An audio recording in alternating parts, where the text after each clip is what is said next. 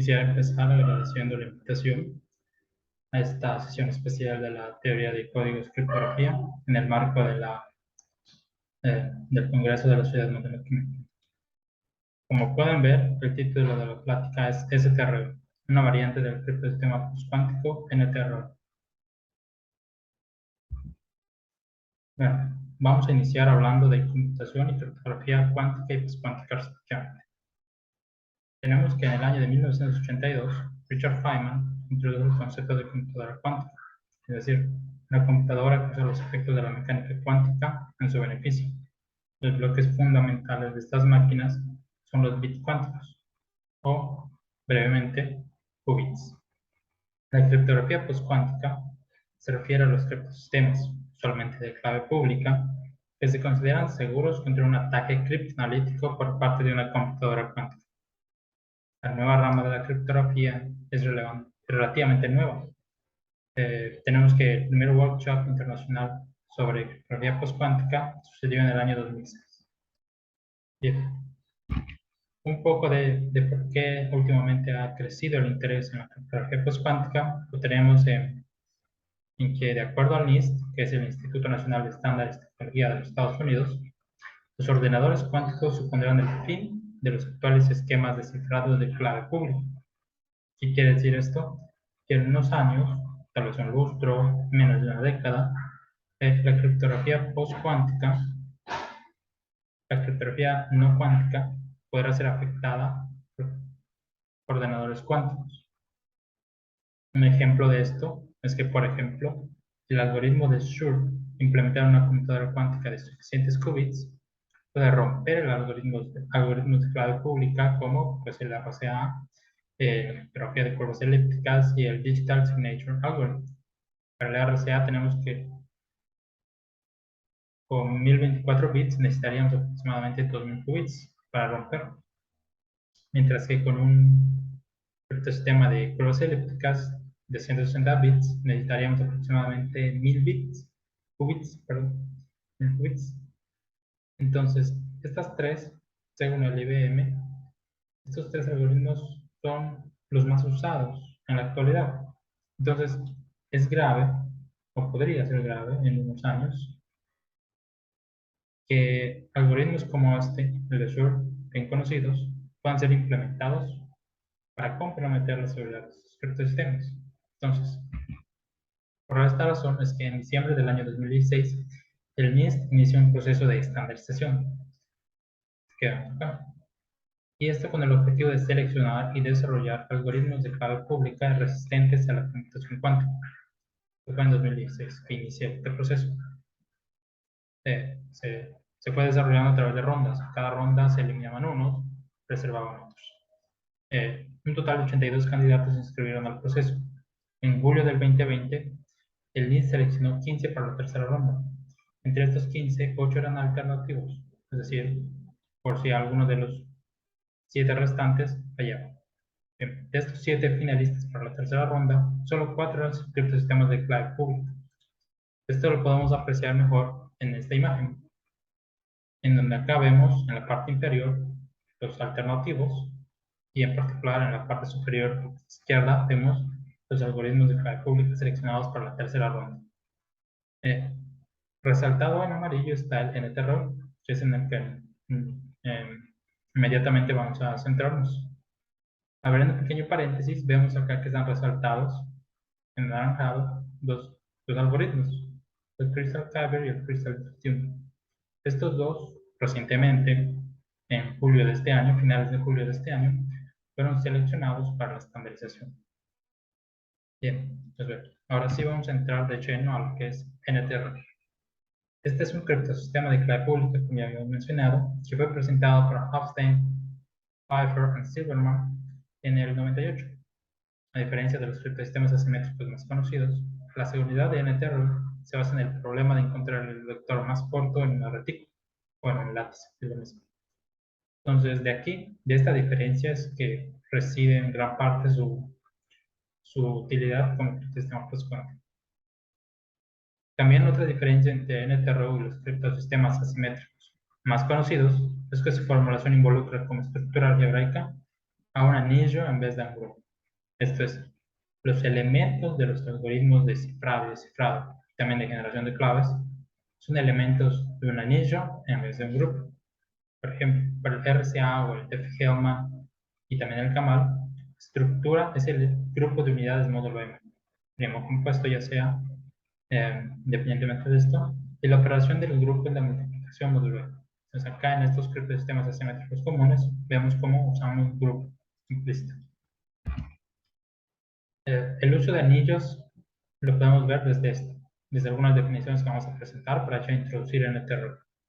Bien, si A consideramos que es un dominio entero, entonces este anillo cociente, vamos a decir que es el anillo de polinomios convolucionales de rango n, y va a ser la estructura fundamental sobre la cual vamos a construir, en este caso, los criptosistemas NTRU y sus variantes.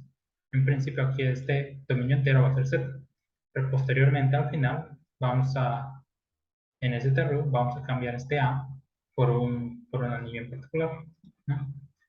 No es difícil ver que cada elemento de este anillo de polinomios convolucionales tiene un único representante de esta forma, un polinomio de a lo más grado n-1, cuyos coeficientes pertenecen al dominio entero. La suma en R es la suma usual de polinomios. Sin embargo, la multiplicación es un poco distinta de la multiplicación usual. Esto lo podemos ver en la siguiente proposición, en la que si A y B son dos polinomios de R, en su multiplicación C tiene coeficientes de esta forma, en donde acá la diferencia la podemos ver en esta parte. La suma, en lugar de hacerse sobre una igualdad, aquí debería estar una igualdad, se hace sobre una congruencia, es decir, los I más J que son congruentes con K módulo N. Ahí es la diferencia entre la multiplicación usual y esta.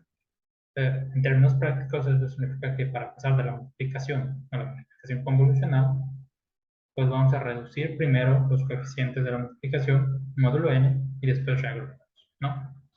Entonces, vamos a anotar siempre la multiplicación convolucional por esta asterisco, para diferenciarla de la multiplicación usual. Ahora sí, tenemos que para el parámetro, para NTRU, debemos seleccionar primero parámetros. Vamos a iniciar de esta forma, eligiendo 4 números naturales, n, p, q y d, tal se cumplan esto, que n y p son primos, que n y q son coprimos, que p y q son coprimos también, y que 2d más 1 es menor o igual que n. Esta última condición va a ser obvia un poco más adelante. Bien, pues vamos a considerar para NTRU estos tres anillos. Este es el anillo de polinomios convolucionales con el anillo base Z. RP es el anillo de polinomios convolucionales, tiene como anillo base a ZP. Y RQ es el anillo de polinomios convolucionales que tiene como anillo base a Z, ¿no? Como dijimos antes, cada elemento de estos tres anillos tiene un único representante de esta forma. Un polinomio de a lo más grado n-1 y cuyos coeficientes están en Z, ZP o ZQ, respectivamente. Entonces, para trabajar con NTRU, vamos primero a necesitar definir este conjunto. Si tenemos D1 y D2 naturales, entonces este T de D1 y D2 es el conjunto de los polinomios en R que tiene exactamente D1 coeficientes iguales a 1, D2 coeficientes iguales a menos 1, y el resto, es aquí donde aparece la cuarta condición, son iguales a 0. Los elementos de este conjunto los vamos a denominar polinomios ternarios. Y de aquí a este conjunto pues le llamamos el espacio de los polinomios ternarios. Bien, las siguientes definiciones tienen como objetivo ya introducirnos a los algoritmos propios de cifrado y descifrado. Si P es un natural, entonces decimos que un polinomio A en R está reducido a módulo P si cada uno de sus coeficientes pertenece a este intervalo semiabierto. Usando esta definición tenemos también la siguiente. Si A es un polinomio en R y B es un polinomio también en R que es congruente con A módulo P, esto es equivalente a esto, y además B está reducido a módulo B, entonces decimos que B es el levantamiento central módulo P del polinomio A, y lo denotamos de esta forma. P de X igual a A de X módulo P. Esta notación va a ser recurrente e importante a lo largo de toda la charla. Bien, entonces, ¿cómo generamos las claves? Bueno, seleccionamos aleatoriamente dos polinomios. Un polinomio f en este espacio de polinomios ternarios y un polinomio g en este otro espacio de polinomios ternarios. Posteriormente, debemos encontrar la inversa de f en Rp. También la inversa de f en Rq y la denotamos de estas dos formas. Bien, esto no siempre va a suceder. Si f no tuviera inversa en alguna de estos dos anillos, en Rp o en Rq, entonces simplemente seleccionamos otro. Y así hasta que se cumpla la condición de que los dos tienen inversa. Entonces, una vez hecho esto, la clave pública va a venir dada por este levantamiento central. Módulo Q de este polinomio para este otro polinomio. Sí, esta es la multiplicación convolucional. Mientras que la clave privada es más sencilla y simplemente es el polinomio que elegimos primero, este f de x, en este espacio. Ahora bien, ¿cómo vamos a encriptar? Bien, pues primero, ¿qué podemos encriptar? Bueno, pues el espacio de los mensajes que podemos encriptar es este. Los polinomios en R, tal que m de x está reducido módulo. Es decir, todos los coeficientes pertenecen al intervalo semiabierto ya dado. Si tenemos un polinomio en m, lo queremos encriptar, polinomio m en m, entonces primero elegimos aleatoriamente un polinomio r en este espacio de polinomios y posteriormente calculamos esto. ¿Qué es esto? Es el levantamiento central módulo q de esta expresión, en donde esta suma se corresponde con la suma usual y este producto pues, es un producto convolucional. Esto es para obtener ya el texto cifrado. Si ahora queremos descifrar este texto polinomio entonces primero vamos a calcular lo siguiente. El levantamiento central módulo Q de la clave privada por el texto cifrado, que en este caso es el polinomio de x. Entonces, este levantamiento central de esta multiplicación convolucional nos da este polinomio A. Posteriormente, vamos a recuperar, esto es lo que vamos a ver en el siguiente teorema, pero vamos a recuperar m al calcular este levantamiento central. Ahora ya es módulo P. En lo que vamos a calcular el levantamiento central módulo P de este polinomio convolucional, de esta multiplicación convolucional, que es la inversa de f en Rp por A, el polinomio que calculamos, ¿no? Y acá la diferencia es que acá estamos reduciendo módulo Q, acá estamos reduciendo módulo P. Este M' no necesariamente va a coincidir con M de X, pero decimos que recupera en virtud del siguiente teorema. Es decir, si tenemos este polinomio, esta expresión, y resulta que está reducida a módulo Q, pues el algoritmo de descifrado va a recuperar en efecto el mensaje original. Es decir, que tenemos que m' de x va a ser igual a m de x. Entonces, en esta circunstancia, en esta condición, sí. Esto no es un criterio, es una condición. Puede ser que no se dé y aún así se cumpla. Pero en principio, este es el criterio más sencillo. La forma más sencilla de verificar cuándo se puede cumplir la igualdad de entre m' y m. Entonces, como dijimos antes, ahora lo que queremos es, ahora que ya vimos NTRU, lo que queremos es generalizar la NTRU en el sentido de cambiar el anillo base de polinomios convolucionales. Pero acá ya vimos que tuvimos el dominio entero cero. Se quiere en particular ver qué pasos podemos seguir y son necesarios seguir para tener un esquema NTRU, pero en donde podamos tener un dominio entero distinto de Z. Entonces empezamos por ahí, tomando A un dominio entero y N un natural mayor que 1. Entonces diremos este anillo de polinomios convolucionales. Es general. La multiplicación, como dijimos antes, va a venir dada por el asterisco y ya sabemos qué expresión tiene para este resultado. Entonces también vamos a considerar estos otros anillos. Siempre son anillos de polinomios convolucionales, solo que el anillo base pues va a ser este cociente, ¿no? donde el ideal pues viene dado por este subíndice. Entonces ya tenemos los tres elementos que son las estructuras en donde se deberían llevar a cabo todos los algoritmos de nuestro sistema que queremos generalizar. Entonces, para los parámetros públicos ya tenemos a m. Entonces vamos a fijar p y q también en el dominio entero. Y tenemos los siguientes espacios, ¿no? El espacio f, el espacio p, el espacio m, es el espacio de los mensajes, y el espacio. En estos cuatro espacios son donde deberíamos seleccionar pues, la clave privada, el polinomio g, el mensaje y el polinomio aleatorio r para encriptar. Entonces, ¿cuáles son los pasos que debemos seguir para tener un criptosistema general de NTR? Pues son los siguientes. Para generar la clave pública y privada, primero tenemos que seleccionar aleatoriamente los polinomios fg en los respectivos espacios. El segundo paso es verificar que sea invertible en ambos anillos RP y RQ. Si no lo prueba, regresamos al paso 1. Paso 3, vamos a calcular las inversas de RP y RQ. Y les vamos a anotar por estos FP y FQ, respectivamente. Entonces, este par de estas proporciones de eficiencia, que también incluimos a FQ, va a ser la clave privada.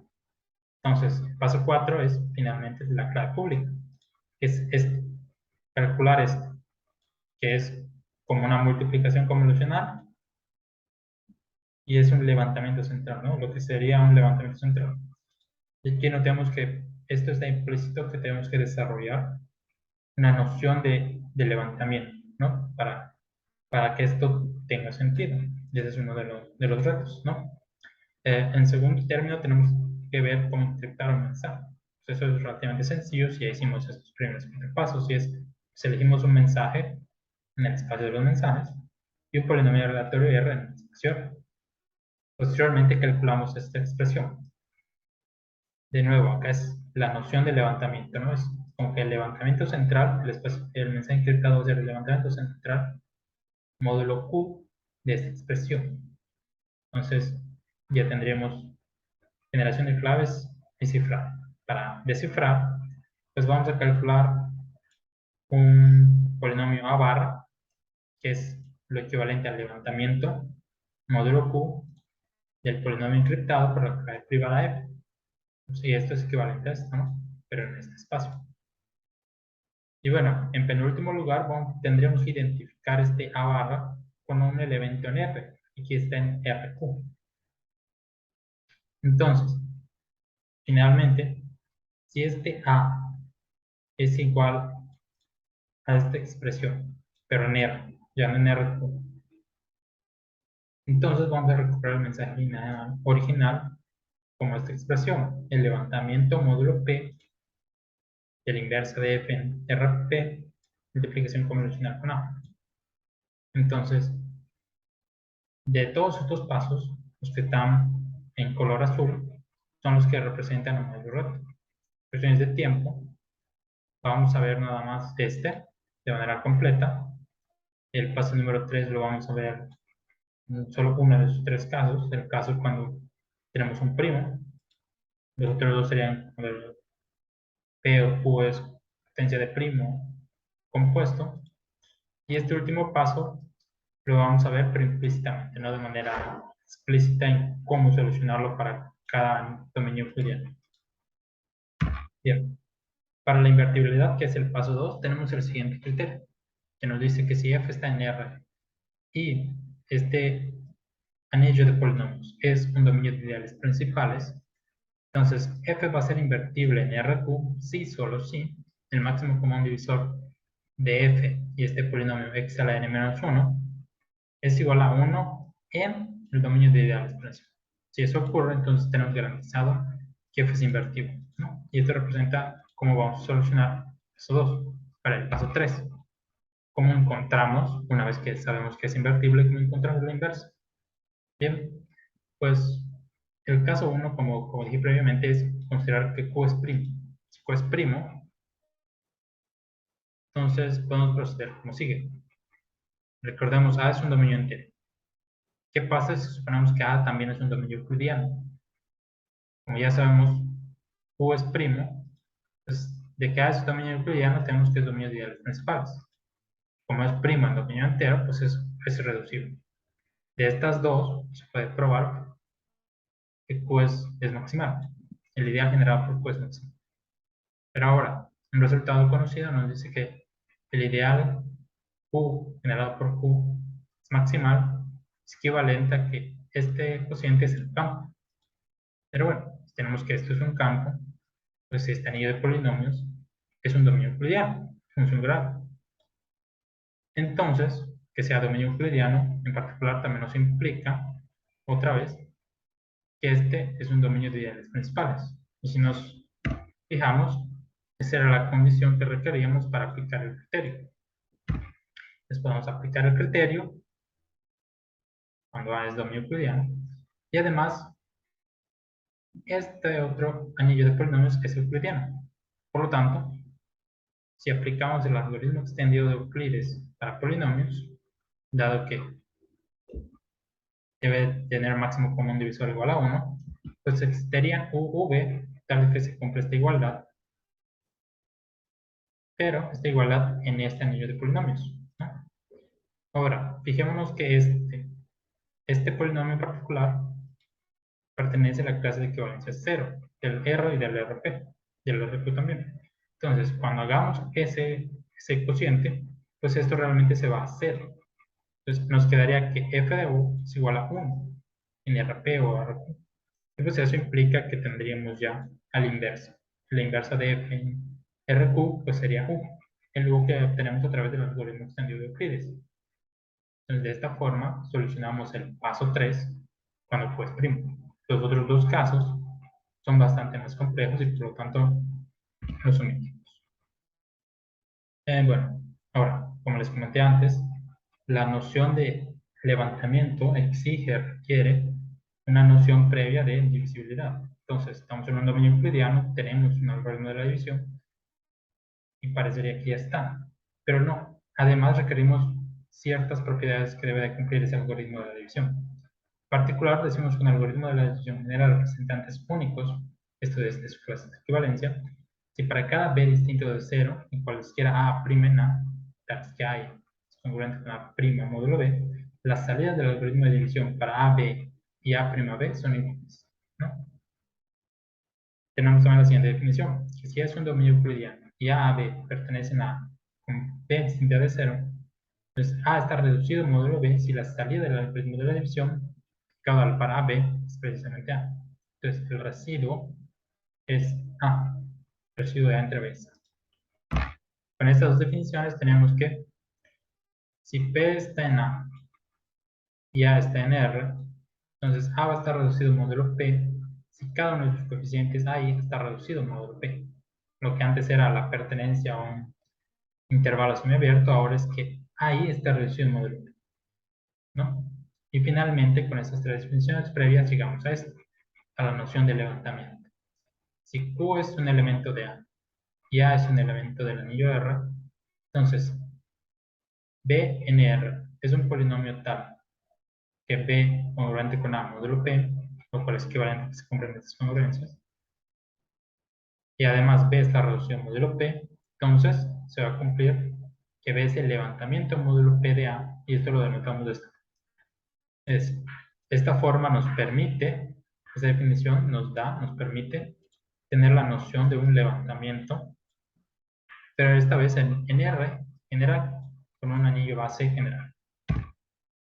Bien, pues la idea de esta explicación era llegar acá, al anillo base modificado. Tenemos NTRU, pero con un anillo base modificado. Este anillo base que usamos y queremos ver en esta ocasión es el anillo base z raíz de menos 7. ¿Quién es z raíz de menos 7? Pues es el anillo de enteros de esta extensión, de la extensión cuadrática compleja q raíz de menos 7. Entonces, ese es el anillo base que queremos usar en el NTRU en lugar de z. Pero, ¿cómo es ese anillo? Bien, pues este mismo resultado nos dice que si D es un entero libre de cuadrados, entonces se cumple que si D es congruente con 2 o 3 módulo 4, el anillo de enteros va a estar dado por esto. Mientras que si D es congruente con 1 módulo 4, entonces el anillo de enteros es esto. En nuestro caso, pues es menos 7, que es congruente con 1 módulo 4, y por lo tanto este es la forma que va a tener el anillo de enteros, y en particular se prueba que es un dominio euclidiano, que vamos a usar para implementar ese terreno. ¿Sí? Y pues este viene dado por esta forma, este de acá, que es como que la general. Bien, pues vamos a anotar a sigma al número complejo, que viene siendo el generador de z raíz de menos 7, por esta. Entonces, al anillo de enteros de este campo cuadrático complejo, lo vamos a anotar de ahora en adelante por z sigma, no z raíz de menos sigma, no z raíz de menos 7.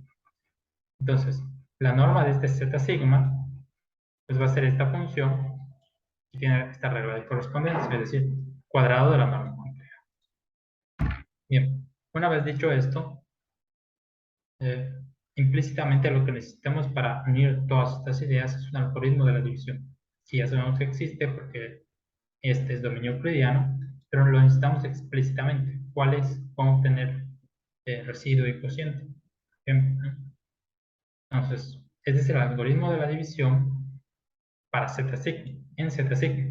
Y nos dice que si tenemos alfa y beta en z sigma, beta distinto de 0, entonces podemos expresar esta división de esta forma, como un A más B sigma, con A y B racionales.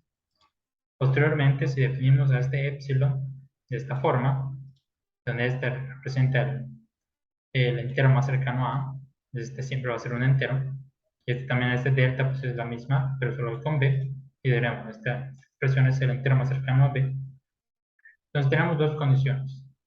Si la suma de valores absolutos de epsilon delta es menor que 1, definimos gamma 1 y rho 1 de esta forma. De este rho 1' pues viene dado por esta expresión. Mientras que si esta suma de valores absolutos de epsilon y delta es 1, pues definimos gamma 2, rho 2, pero de esta forma. Acá vemos una ligera diferencia. Acá es el entero más cercano a y acá le sumamos 1. Y acá es rho 2, rho' 2. Y rho' 2 viene dado por esto, en donde tenemos un signo negativo, que acá no teníamos. Entonces es la diferencia. Bien, si elegimos el par ordenado rho sigma como sigue, es decir, cuando el valor es absoluto es menor que 1, tomamos los subíndices 1. Y cuando la suma de los valores absolutos es 1, pues tomamos los rho y pues rho y gamma con subíndices 2. Entonces, de todo este algoritmo va a cumplir lo siguiente. En primer lugar, esto, es decir, que en realidad es un algoritmo de la división. Funciona como algoritmo de la división para z sigma. Segundo, la distancia entre alfa y beta gamma es mínima en este que es el ideal generado por beta en el anillo, pero visto como retículo. Tercero, que rho es un representante de norma mínima para la clase de congruencia de alfa módulo. Además, como ya vimos, se requiere que sean de representantes únicos, que generen representantes únicos. Y bien, también lo cumple. Se muestra, no tan sencillamente, pero sí se muestra que el algoritmo de división para este rho produce en efecto un único representante de cada clase de congruencia. Y pues bien, usando estos dos resultados, podemos llegar a definir estos espacios, ¿no? Tenemos espacios para este criptosistema STRO. Este criptosistema STRO, podemos usar los resultados previos para definir estos elementos como ejemplos del espacio.